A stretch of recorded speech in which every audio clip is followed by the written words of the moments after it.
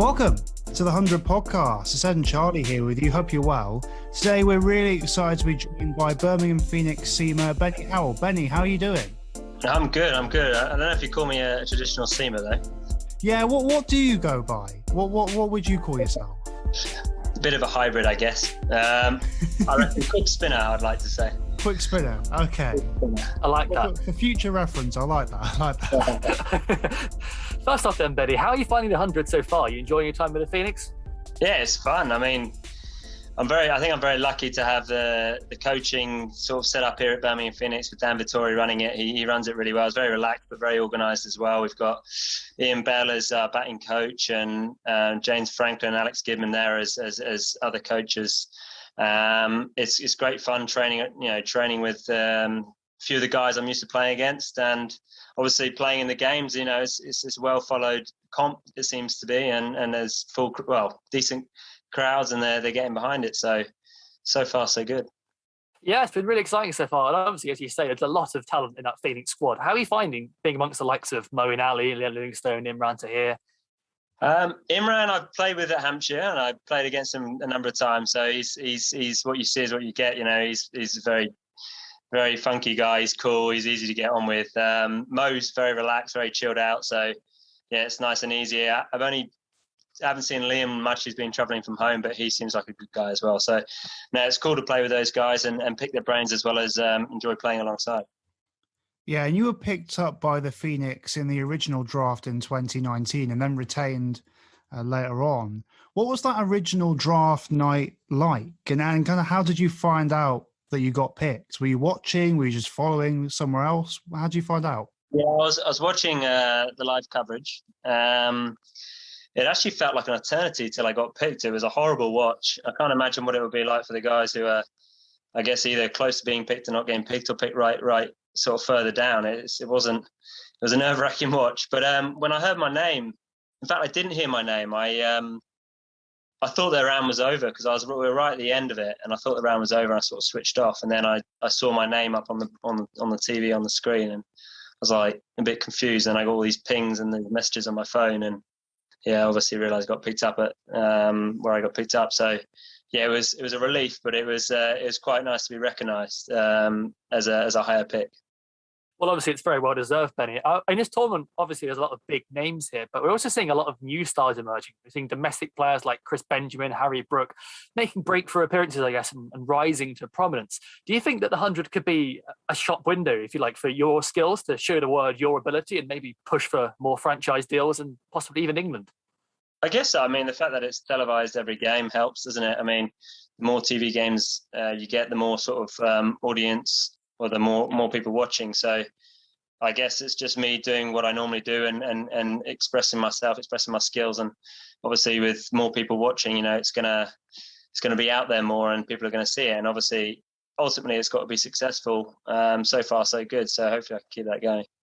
Yeah, and your T20 bowling stats are obviously, very, very strong. And it does feel like a bit of a surprise that nobody kind of on the franchise circuit, I know you played for the Melbourne Renegades recently, but I guess no one from the IPL has kind of come and picked you up. Do you have any idea why that might be? Because obviously you're a very unique talent. I don't think there's many people in the world who can do what you do. It's kind of hard on, I guess, our end to know why you maybe haven't got the opportunities that you might deserve. Maybe a couple of things. I think a lot of teams are looking for guys. I think when they look in the bracket of all-rounders, they look for guys who are mainly batters who can bowl a few overs and bowl them all right, whereas my batting hasn't been as strong until the last couple of years, be put in that bracket. And number two, I think it's so different that people not sure if they want to take a chance on someone who bowls sort of that in-between seam, in-between spin, not really sure what he does yet. And obviously county cricket isn't as followed as some other franchise tournaments. So, to them, it may seem as more of a risk to pick someone like me. So I think that's my guess. I mean, I'm not 100% sure, but I guess all I can do is keep performing and doing well, and we'll see what happens. Yeah, and obviously you had that opportunity with the Melbourne Renegades, which must have been really fun. What was it like going out to Australia and playing in a tournament like that? It wasn't as, I guess you'd think of the big bashers travelling around in all the different cities and playing in front of full crowds, whereas we were actually part of a hub in Hobart the first couple of games I played. So it was a bit of a strange experience. It wasn't the Big Bash as I sort of, as you know it. So, I mean, it's still fun, still great to play for them, but it wasn't the experience that I think you would get when it's, you know, when the country's sort of COVID free and things are back to normal. So I'd like to go back out there again, but I guess I've got to start performing well and in any comp I play in, and I guess we'll see where that takes me. Of course. Now, I want to touch on a slow ball armory because it's absolutely fascinating to me. How many do you currently have? Because every time I read something about you, I swear the number changes and increases. Is it 50 you're claiming? I don't even know where to start. How?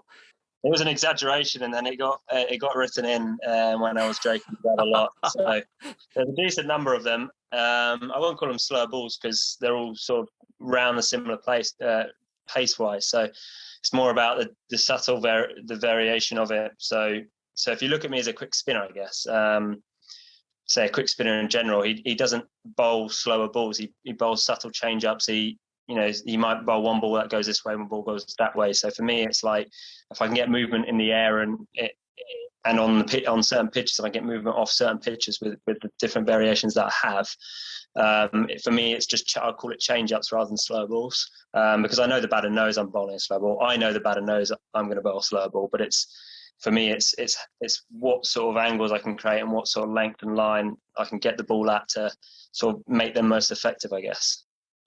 Yeah, and when you're looking at, I don't know, developing these variations, you have so many. What is that process like? Because I know you've kind of studied some baseball pitching and taken inspiration there, but what is the process of you, I guess, devising in your mind or working out how this slow ball would work? And then what's the process of taking that from the nets to the game? It could be from anything. So it could be from me watching baseball. Could be from me seeing a picture of someone holding the ball and I'll be like, oh, that's an interesting way of holding it. Or it could be me watching some of the mystery spinners and seeing how they do it. And then it's basically like just trying them out. So I'll throw it in my hand a few times and see if it could be something that stick. And then I go straight to nets and go in like a walkthrough and bowl it and see if it actually is something it is worth sticking with. So I put it in a ball locker. So I have a ball locker, imaginary ball locker, and I'd have 3 sections of that. The first section would be the balls I've got in the match. They're the ones I can go to. I know I've got them, you know, depending on the wicket, depending on the batter, I use them. And then there's a second section where these ones I want to use in a game, and I feel that they will be valuable. I need to work on them, so they're sort of work in progress. I might bowl them in a practice game in the nets, into the mitts, and then there's a third level, and that's the one where it's completely random ideas. There's probably a lot of junk in there, but any ideas is welcome. Just chuck them in that box, and then from there I'll pick them up and see if I can bring them to that second level.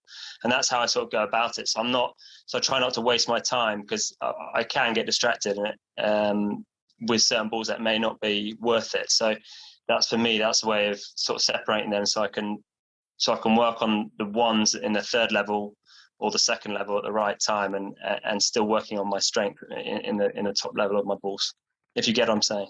Yeah, absolutely. That's fascinating. It's really interesting who you talk about that, because I really can't think of many bowlers who, I guess, have that amount of slow balls. It must be a unique process, and that must be, I guess, something that you've developed purely yourself, I guess.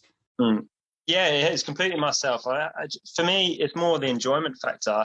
I remember a few years ago, I tried to get faster. I was like, well, I knew what I didn't want to be, and I didn't want to be, there's no disrespect to those sort of bowlers. They're very effective at what they do. So, you know, the guys at county cricket bowl 75 miles an hour and they make a decent county career and do well. But for me, you're not going to get to the next level unless you either get faster or you do something different with it. And I didn't want to be one of those bowlers. I didn't want to put a limit on what I could do. So I first tried to get faster. But the amount of work to put in to gain 3, 4, 5 miles an hour was probably not worth it. And it would have been a lot of hard work, a lot of sort of bowling balls where I wouldn't know where it's going, purely trying to add pace. And so I didn't think that was for me. So when I watched a game of baseball, I realised there was a lot of different pitches. Some were quick pitches, some were guys who were knuckleball pitches, and I decided that I love the knuckleball, and that's how I started the process of developing all these different balls. And it started with that, and I thought, well, maybe I can I can do something different and do something different with the ball and bring that sort of baseball element into cricket. So I guess that's, and I love it. I really enjoy it. So that helps me sort of keep on track and keep working on them. Yeah, it is fascinating to hear you talk about that.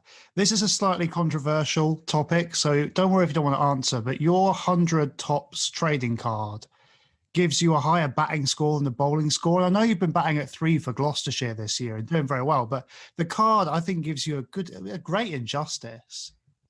I don't know who made them, but yeah, I would have said my bowling was a little bit better than batting if you're going on numbers, but so I'm happy with the batting being quite high, but yeah, I was a little bit disappointed bowling wasn't high. Yeah, but you've been batting at 3 for Gloucestershire this year and going up the order, and it does feel like that's something that you've really pushed on with, especially for Gloucestershire. Is that something you've had an emphasis on over the last couple of years? Definitely, to improve my batting, not necessarily bat up the order. I mean, that's nice. I think I got lucky with, I say lucky, but I was able to move up the order because there was a few injuries from Ian Cobain for a few games, and Chris Dent injured his finger, who was opening the batting. So they needed to fill in that role, and they saw that I was batting well, I guess, and I've opened before when I first started T20, so I went up there. It's a different game, though. It's a different game opening the batting and batting 3 to down the order, because the ball's harder, the ball's newer. Yes, it can fly off harder, but also it's more bounce, it's more pace. So you've got to sort of build an innings in a way, rather than come in towards the end and just try and hit sixes. So it's still a learning process batting up there. But I feel like I'm certainly someone who could learn to bat any of those positions, where it's down the order, whether it's in the middle order, whether it's up top. So I think that's going to help me, I guess, be of value to different teams if they want to select me in different tournaments around the world. Awesome. Benny, it's so interesting hearing you talk about cricket so candidly and so openly. And I think for me personally, it's such a pleasure to talk to you about not just the cricket, but what I want to talk about, I guess, a little bit deeper, if you don't mind, is your off the field stuff, because I think you've always been so outspoken and so interesting about your sharing your experiences with ADHD. And as someone personally who I guess has a lot of my life felt kind of similar to the way you described yourself feelings, as someone who's always, never felt like quite at home, always felt like the odd kid out. And as someone who has come to terms recently with the fact that I am probably a neurodivergent person, I'm not sure what that is, maybe ADHD, maybe autism, I don't know yet. I'm kind of looking at getting a diagnosis at the moment. But as someone in my position, I think it's so incredibly heartening and just really fantastic to have a cricketer who is so open about this, and someone who I can, I guess, relate to and identify with. And I'm sure there's many other people out there like me who feel the same way. So I guess I'd just like to, thank you for being the way you are and being so open about yourself. Oh, no worries, of course. No, I mean, when I guess it's it's tough when you're a little bit different, and especially when you're in a sports environment, it can be quite brutal. So you're going to be told that you're different, and it does take its toll on you. So I went into my shell, I think, when I was very out there with my ADHD when I was younger, when I was a bit impulsive and did things I probably shouldn't have without realizing. But now I'm starting to learn a lot more about myself and about what actually I enjoy. I know it sounds quite deep, but what makes me happy, without disrespecting anyone else. And it's just having that sort of courage and not worrying about what people think if you're being your best self. So whether it's ADHD, whether it's type of autism, whether it's Asperger's, or whether it's dyslexia. I mean, there's a number of guys who have spoken to me, which I won't name names, who is on a sort of spectrum in a way. But for me, it's just, that just means you're on you just think differently to the neurotypical person. Doesn't mean you're different in a bad way. It's just how you are. So I think it's just helps others understand that you do think different, and it might make them understand that you might think completely different to them and the other normal sort of neurotypical person. So no, it's good. I think it's just being I know it sounds corny, but being your best self. Yeah, I guess, do you ever feel that you are being an inspiration to people? Does that ever kind of cross your mind, especially when you're, I guess, playing on TV basically every game now? Does that ever pop into your head that you can be that kind of role model for someone? Not instant, not right now. I don't know if I am being like that. I mean, it's great if I am. I wrote an article about ADHD, and I was actually just writing because I enjoy writing. But the amount of people that came to me was, and said they were really inspired by it. I didn't expect it at all, to be honest, but it was really nice to hear that it is. And, you know, potentially down the line, you know, if there's, you know, if I can help out in any way in terms of, you know, being my best self and hopefully have a platform to be able to express my views and what I think and help other people be their best selves, then yeah, great, fantastic. But definitely down the line for sure. Yeah, well, Benny, thank you so much for joining us. It's a real pleasure. And honestly, we're big fans and we're really excited to see you go in the hundreds. So best of luck for the rest of the tournament. I appreciate it. Thank you. Thank you very much for listening to the podcast. You can find us on Twitter at Podcast100. We've got loads of clips there, loads of different stuff going on. So make sure to follow us there. And please rate, review, and subscribe to the podcast. We'd love to know what you think, and it would really help us out. So thank you very much for listening to the 100 podcast, and we'll speak to you next time.